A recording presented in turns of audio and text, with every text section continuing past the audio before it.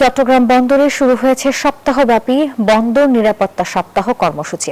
বন্দরের সার্বিক নিরাপত্তা ব্যবস্থা আরও জোরদার এবং কর্মকর্তা কর্মচারীদের মধ্যে সচেতনতা বৃদ্ধির লক্ষ্যে সকালে কর্মসূচির উদ্বোধন করেন চট্টগ্রাম বন্দর কর্তৃপক্ষের সদস্য কমডর আব্দুল্লাহ। অনুষ্ঠানে বন্দর কর্মকর্তা কর্মচারী সহ সংশ্লিষ্ট বিভাগের বিভিন্ন প্রতিনিধিরা অংশ নেন।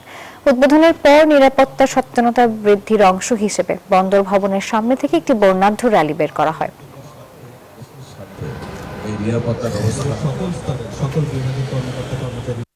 Bashundhara public school and college 2026 শিক্ষাবর্ষে ভর্তি চলছে। আমরা চট্টগ্রাম বন্দরের যে অগ্রগতি আছে সেটা হার আমরা ধারাবাহিকভাবে ঊর্ধ্বমুখে রাখতে পেরেছি।